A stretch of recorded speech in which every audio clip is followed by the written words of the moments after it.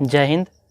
आज है 6 मार्च 2024 और 6 मार्च 2024 से बनने वाले सभी महत्वपूर्ण करंट अफेयर्स के क्वेश्चन के बारे में जानेंगे और उससे जुड़ी जो भी अन्य जानकारी होगी उसके बारे में भी जानेंगे। तो पहला क्वेश्चन है, भारत में पानी के नीचे चलने वाली पहली मेट्रो ट्रेन का उद्घाटन कहाँ हुआ है? तो इसका उद्घाटन हुआ है कोलकाता में। कहाँ पे हुआ है? कोलकाता में। और भारत में सबसे पहले मेट्रो ट्रेन भी कोलकाता में ही चली थी। और कोलकाता मेट्रो भी एक जोन है, जैसे 18 जोन है रेलवे के, तो उसमें से कोलकाता मेट्रो भी एक जोन के श्रेणी में आता है। और ये कोलकाता में हुआ है, तो कोलकाता और हुगली के बीच चलेगा, कोलकाता और हावड़ा के बीच चलेगा, हुगली नदी में। इस मेट्रो रेल का नाम हावड़ा मैदान एक्सप्लानेड है। यह हुगली नदी के नीचे से गुजरने वाली देश की पहली यातायात सुरंग होगी। इस रेल मार्ग का हावड़ा स्टेशन देश का सबसे गहरा मेट्रो स्टेशन होगा। ये जो रेलवे स्टेशन है, ये हावड़ा स्टेशन देश का सबसे गहरा मेट्रो स्टेशन होगा। यह रेल मार्ग करीब 5 किलोमीटर लंबा है। कितना लंबा है? लगभग 5 किलोमीटर लंबा है। और इसका उद्घाटन किसने किया है? प्रधानमंत्री मोदी जी ने किया है। अगला क्वेश्चन, 5 मार्च को कौन सा दिवस मनाया जाता है?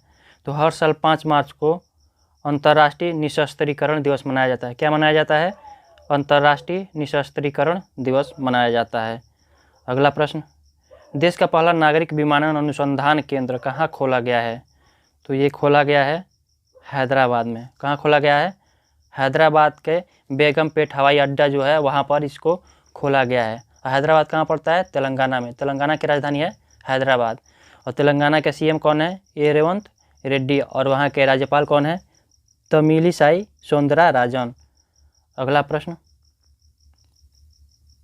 किस देश के प्रतिबंधित ऐप को गूगल प्ले स्टोर फिर से बहाल करेगा? तो अपने देश भारत के कुछ ऐप थे, गूगल प्ले स्टोर ने उसे प्रतिबंधित कर दिया था, फिर से उसे बहाल करेगा। प्रतिबंधित क्यों किया था? गूगल की एक बिलिंग नीति का पालन नहीं करने की वजह से। जैसे होता है कि गूगल प्ले स्टोर पर कोई ऐप डाला जाता है तो पहले कुछ पैसा दिया जाता है, फिर उसको गूगल प्ले स्टोर पे वेरीफाई करता है। अगर सब कुछ सही रहा तो प्ले स्टोर से लोग डाउनलोड कर सकते हैं। अगला प्रश्न, किस बैडमिंटन खिलाड़ी ने अंतर्राष्ट्रीय बैडमिंटन से संन्यास लेने की घोषणा की है? तो ये ऑप्शन सी है, बी साई प्रणीत। कौन? बी साई प्रणीत। इन्होंने अंतर्राष्ट्रीय बैडमिंटन खेल से संन्यास लेने की घोषणा की है।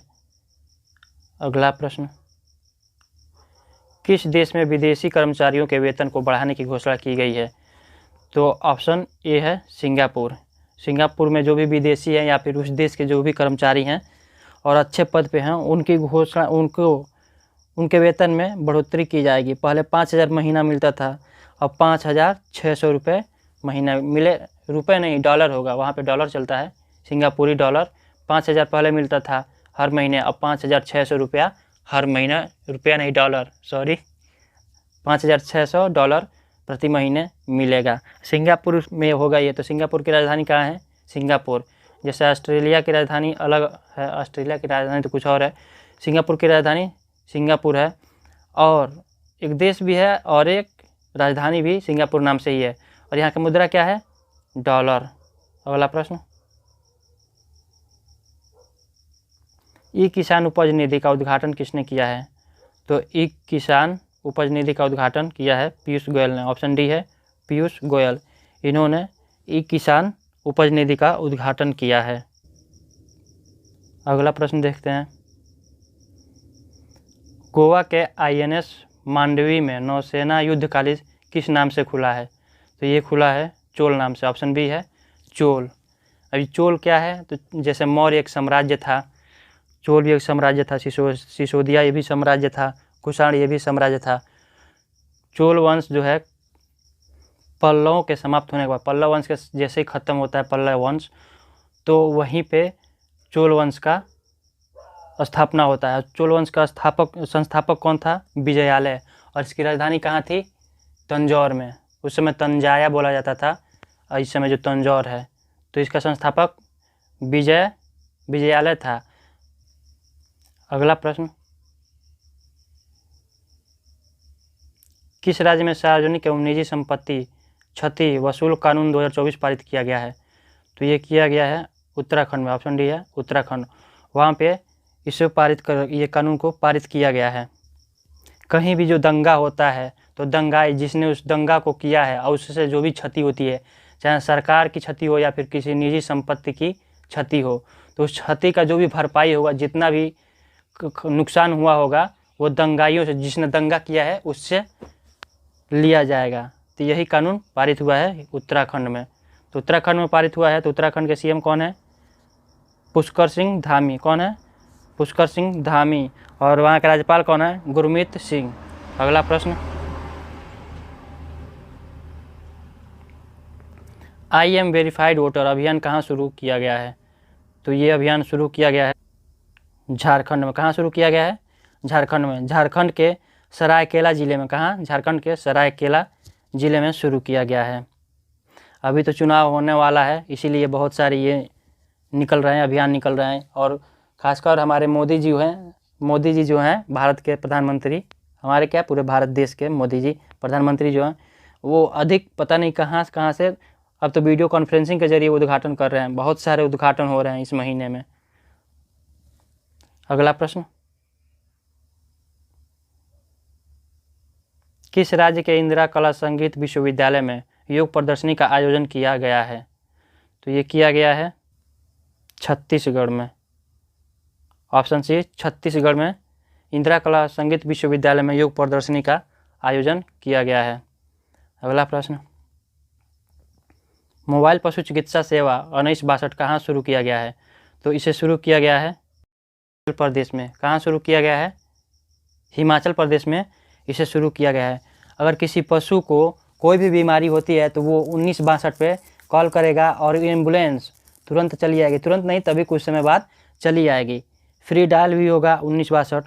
और यहाँ पे जो भी सुविधाएं होंगी चिकित्सा के लिए, वो सारी सुविधाएं उसमें रहेगा। जो भी दवाओं की ज़रूरत होगी वो दवाएं उस एम्बुलेंस में रहेगी। अब ये हिमाचल प्रदेश में सेवा शुरू हुआ है। तो हिमाचल प्रदेश के सीएम कौन है? सुखबीर सिंह सुक्खू। और वहाँ के राज्यपाल कौन है? शिव प्रताप शुक्ला। अगला प्रश्न, एशियाई रिवर राफ्टिंग चैंपियनशिप का आरंभ कहाँ हुआ है? तो ये आरंभ हुआ है हिमाचल प्रदेश में। कहाँ हुआ है? ये आरंभ हुआ है हिमाचल प्रदेश में। हिमाचल प्रदेश के जो सतलुज नदी है उसमें ये आयोजित हुआ है। और हिमाचल सतलुज नदी कहाँ पे है? शिमला के निकट है सतलुज नदी, वहाँ पे आयोजित हुआ है। इसमें विश्व के लगभग 20 देश शामिल होंगे। इसमें Nepal, Bhutan, Sri Lanka, Iran, Iraq, Tajikistan, Kazakhstan, Indonesia सहित लगभग विश्व के 20 देश इस खेल में शामिल होंगे। अगला प्रश्न, फ्रेंच ओपन बैडमिंटन टूर्नामेंट कहाँ शुरू हुआ है? तो ये शुरू हुआ है पेरिस में। ऑप्शन सी है पेरिस में। और पेरिस क्या है? पेरिस फ्रांस की राजधानी है। और फ्रांस की मुद्रा क्या है? यूरो। और फ्रांस के राष्ट्रपति कौन है? Emmanuel Macron. अधिकतर ये पूछ देता है फ्रांस के राष्ट्रपति कौन है? Emmanuel Macron. वो तो बदलते रहते हैं लेकिन कई सालों से यही है, इमैनुअल मैक्रोन। अगला प्रश्न, संगीत नाटक अकादमी पुरस्कार 2022-2023 कितने लोगों को दिया जाएगा? तो ये दिया जाएगा 94 लोगों को। हमारे देश की राष्ट्रपति द्रौपदी मुर्मू ये पुरस्कार देंगी। कितने लोगों को दिया जाएगा ये पुरस्कार? 94 लोगों को। तो आज के करंट अफेयर्स के कुछ क्वेश्चन थे जिसको याद रखिएगा। जय हिंद।